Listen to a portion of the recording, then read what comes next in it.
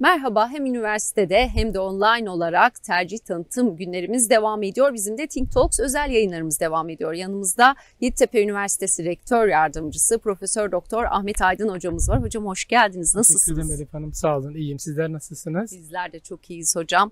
Nasıl geçiyor tercih tanıtım günleri? Çok yoğunluk var. Kampüsümüz oldukça kalabalık oluyor. Çok güzel geçiyor. Gerçekten arkadaşlarımızı, adaylarımızı burada görmek, akademisyenlerimizle birebir kendilerine bilgi vermek ve seçtikleri ya da seçecekleri ya da tereddütte oldukları konularda kendilerini aydınlığa kavuşturacak olan bilgileri kampüsümüzde alıyorlar.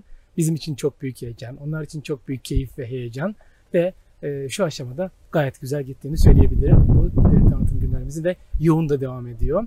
Biz de bu çünkü yıllara göre bakıyoruz, gerçekten yoğun bir katkı ve yoğun bir talep olduğunu da görüyoruz. Evet hocam, çok geniş kapsamlı bir soruyla başlamak istiyorum. Üniversiteli olmak deyince. Aslında çok büyük kelime. Şimdi üniversitenin kelime anlamına bakacak olursak gerçekten universe, yani evren demektir ki o zaman sınırları olmayan bir aslında kavram. Şu aşamada gençlerimizin, aday öğrencilerimizin hepsinin kafalarının ciddi şekilde bazen karıştığı, bazen zorlandığı dönemi yaşıyoruz. Ama unutmasınlar ki bu köprüden önce son çıkış değil. Hayatlarını bir kere bunu unutmasınlar. Ve üniversiteli olmanın bilincine, çünkü tercih yapacaklar ve oldukça yüksek kontenjanlar var. Büyük bir ihtimalle bir yere girecekler. Tabii bu çoğunlukla da bizim amacımız kendi seçtiği ve kendi istediği yerin olması. Ama kendi seçtiği ve istediği yer gelmeyebilir. Fakat onu da kendisini, dedik ya, üniversite hayatının içinde kendisini başka alanlarla çok rahat geliştirebilecektir. Şimdi üniversite diyoruz. Niye bu önemli? Çünkü şu anda hepimiz diyoruz ki ya girelim üniversiteye. Evet, üniversiteye girelim ama üniversiteye girdiğimiz gibi çıkmayalım ve üniversiteli olarak çıkalım. Bunun da kuralları ne olacak? Çünkü üniversitelerde gençlerimiz kendilerini tanıyacaklar bir kere. Öncelikle kendilerinin ne olduğunun farkına en azından bu 4 senede var veya 5 senede veya 6 senede varmaları gerekiyor. Şimdi düşünelim ki girdik bir bölüme öğrencimiz ve devam ediyor. Şimdi kendi bu 4 sene 5 sene boyunca evet köprüden önce son çıkış değil ama masa başında eğitim alacağı ve sırf hayatını eğitime adayacağı artık son noktalardan bir tanesi meslek edinme. Dolayısıyla bu mesleği edinirken kendisini geliştirmek üzere eksik taraflarım ne diyecek kendisi ve örneğin karar vermede ne eksiklikleri yaşıyor. Kendini tanıması çok önemli. Zaten kendini tanıyan bir gencimiz, bir insan mutlaka ileride kendi yolunu bulacaktır. Karar vermede bir sıkıntı var. Bir şeyi başlayıp yarım bırakıyor. Bir şeyi bırakıp başlayıp sonuçlandırıyor mu? Ve burada bütün hayatın simülasyonunu bu üniversite hayatında görecek. Tabii bu çok önemli bir nokta. Evet, köprüden önce son çıkış değil ama hayatı hazırlayan çok önemli noktalardan bir tanesi. O nedenle gençlerimizin kendilerini tanımaları, hayatı tanımaları, etrafını tanımaları ve üniversiteli olma kimliğiyle, yani evreni tanıyan, kendisine sadece anlatılmış fikirlere kalmayan bir genç olması lazım. Evet, biz temel, basic bir bilgiyi üniversitede hocalar, bizler vereceğiz öğrencilerimize. Ama bu artık yetmez. Bunun üzerine kendisi neleri katabileceğini çok farkına varması gerekir ve onun için çaba göstermesi gerekir. Ki ileride fark yaratmak istiyorsa. Zaten şu yok. Üniversite evet bir hayata hazırlayacak ama bir de bizim hayat okulumuz var çünkü yani. Temeli olarak üniversitede aldığı temel bilgileri bir kere eksiksiz alması gerekiyor. Yani yarın yok. Ya yarın çalışırım, yarın öğrenirim, mezuniyetten sonra öğrenim artık yok. O nedenle bugün var.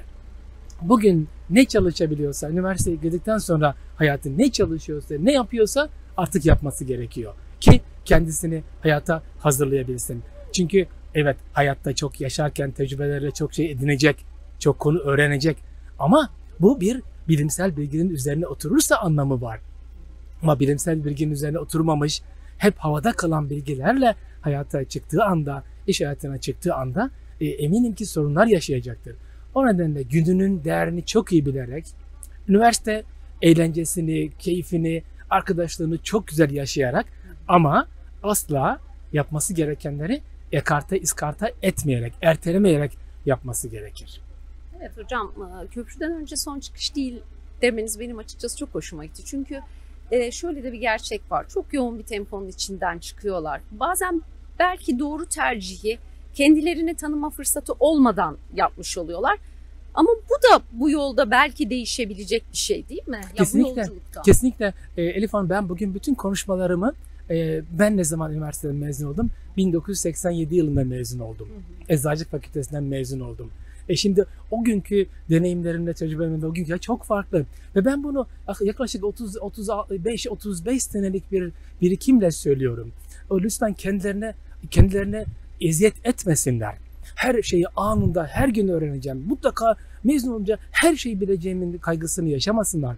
Bunu zaten yaşayarak bir kısımda öğrenecekler. Ama yapmaları gereken, yani ileride başarılı olmaları gereken günlerini iyi değerlendirmeleri. Bugün örneğin üniversite hayatındayken lisan öğrenmemiş bir kişinin sonrasında lisan öğrenmesi çok büyük sıkıntı. Bugün iyi değerlendirsinler. Ve üniversiteli çevresine, dünyaya doğru bakan, düzgün bakan insan demektir. Şu anda örneğin bazı terimlerle konuşuyoruz. İşte sürdürülebilirlik, dünya, iklim krizi. Şimdi bir üniversite öğrencisinin bunlara düşünmemesi, bunları kendisine dert edinmemesi, ya nereye gidiyoruz iklim krizine? Ben ne yapabilirim bu konuda? Veya arkadaşlarımla ne yapabiliriz diye düşünmeyen bir üniversiteli maalesef iyi bir şekilde kendisini üniversiteli fikrine adapte etmemiş anlamını taşır. O nedenle çünkü sürdürülebilirlik tüketirken dikkatli tüketmesi gerekir üniversitede. Ya üniversitenin evet kaynaklarımız şu anda çok olabilir. Cebimizde işte paramız olabilir, maddiyatımız olabilir. Ama üniversitenin ne tükettiğini, onu tüketmek zorunda mıyım? Erteleyebilir miyim? Bunu tüketirsem çevreme, arkadaşlarıma, etrafıma, dünyama ne zarar verebilirim? Neyi önleyebilirim? Düşünen bir bedendir, bireydir üniversiteli benim gözümde. Bunlarla hiç alakası olmuyor. Evet, bugün gezelim, tozalım, her şeyi yapalım ama düşünelim. Düşünmekten kendimizi alıkoymayalım. Üniversitelik bu demektir benim için.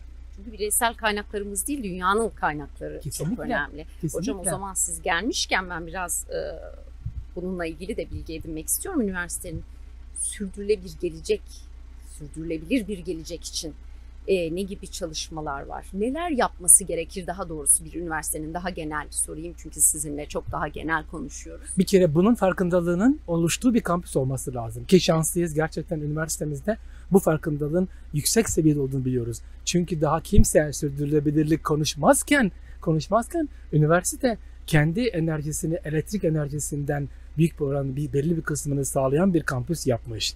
Sonra tuvaletlerde kullandığımız kullanma suları dışındaki diğer suların hepsinin geri dönüşümden kazanıldığının olduğu bir üniversiteden bahsediyoruz. Sonra tükettiklerimiz konusunda mutlaka bilinçli olmak zorundayız ve bunu kampüste, üniversite hayatında farkındalığını arttırırsak çok önemli. İşte geçen sene buradaki öğrencilerimizin yaptığı çok güzel dönüşüm projeleri vardı. Örneğin atıklardan, işte plastik şişelerden, pet şişelerden olan çok güzel malzemeler üretmişlerdi. Bunların farkındalığının olduğu bir kampüs çok önemli ve biz de bunu sağladığımızı düşünüyoruz ve bunu da en azından artık dert ediyoruz. Yani çevre bizim, toplum bizim ve üniversite bu toplumuna katkıyı sunmak zorunda. Üniversiteler kendi içlerinde bilim üreten, evet kendi duvarlarımız içerisinde bilimi ürettik ama etrafa hiç faydamız yok. İşte bu da bir gerçek üniversite değil. Çünkü ne yapacak üniversite? Bilim üretecek ama o bilimi de toplumunun, sanayisinin, sektörünün kullanımına açması gerekiyor. Bu da neyle sağlanır? Bu konuları dert eden akademisyenlerle gerçekleşir. İşte şanslıyız ki üniversitemiz, Yeditepe Üniversitesi gerçekten bunu dert edilmiş akademisyenlerin olduğu bir üniversite. Çünkü üniversite sanayi işbirliklerimize bakacak olursak müthiş bir işbirliklerimiz var.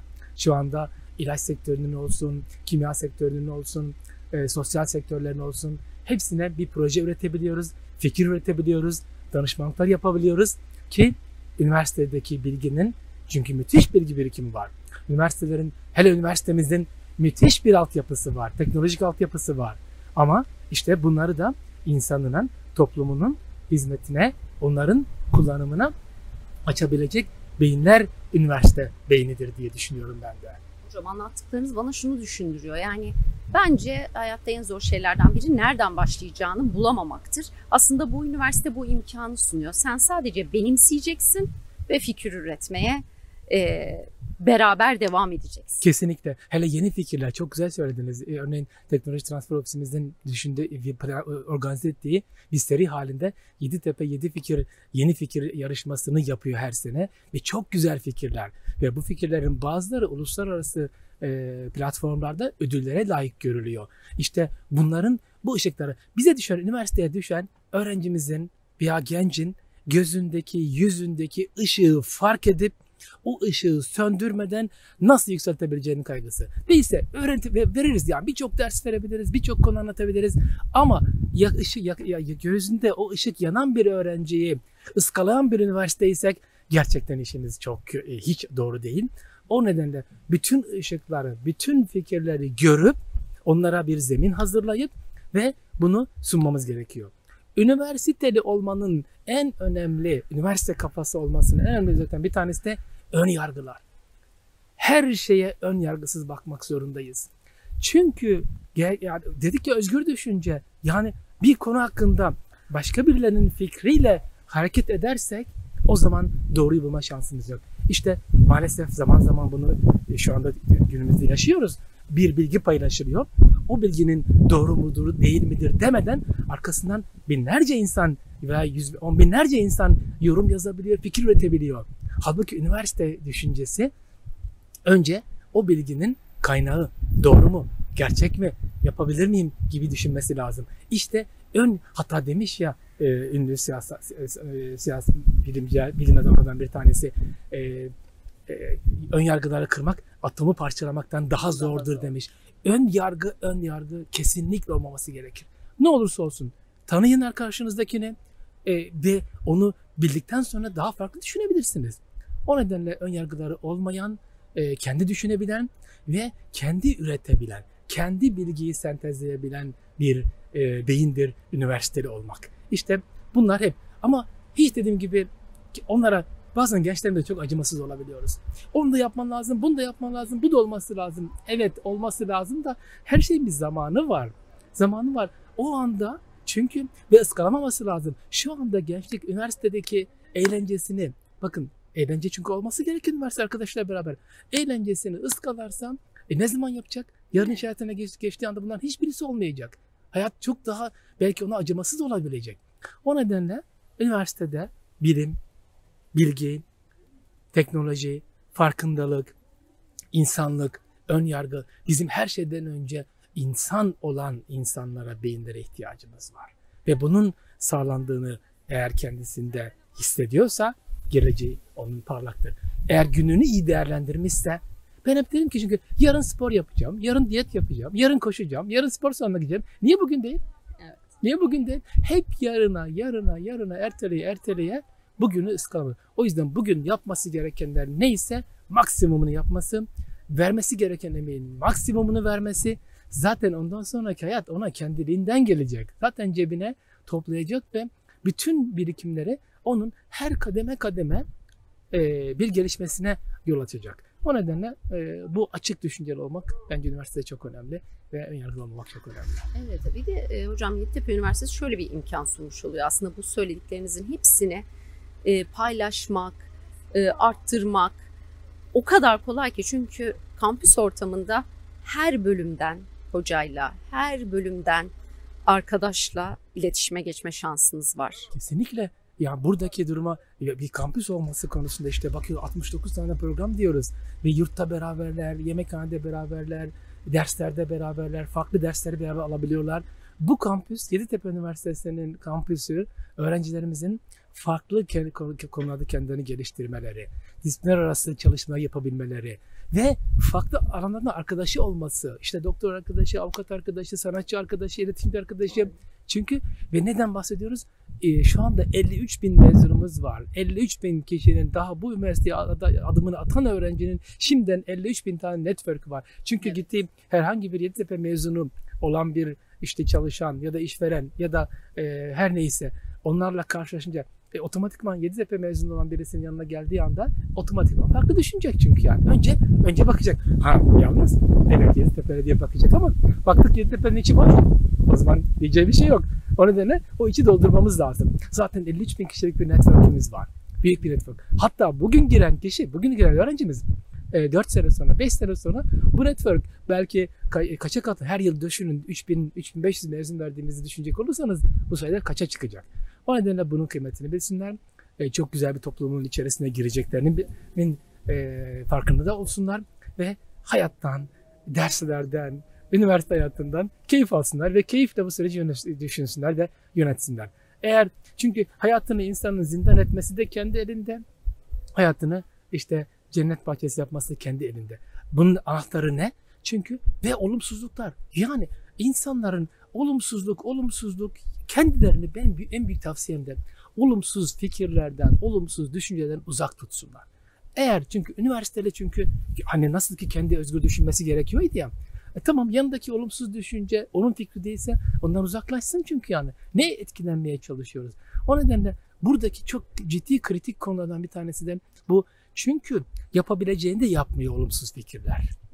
Yani evet ve hepimiz şunu bir düşüneceğiz. Herkes dünyayı değiştirmek istiyor. Herkes değiştirmek istiyor.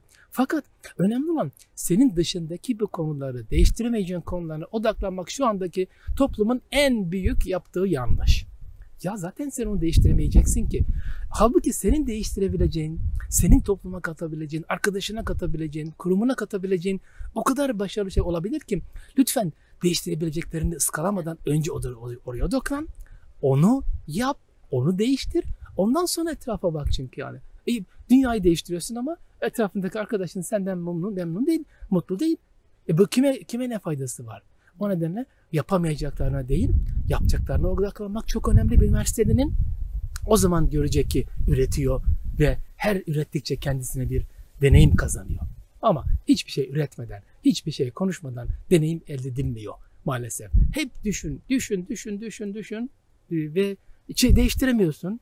Ondan sonra hep diyorum ya bir tane mum da sen yak yani ortamına. Bir tane konuda sen değiştir ve değiştirdiğin konuları insanlara yani küçücük bir şey bile olsa onu yapmaktan vazgeçme. Ama öbür türlü hepimiz her tarafı eleştirelim. Tamam eleştirelim. Önerin ne?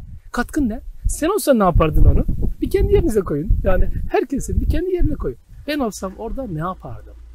Bu hayat bundan beraberdir. Ondan sonra zaten bu hayatta çünkü üniversite hayatında bunu görecek öğrenci çünkü.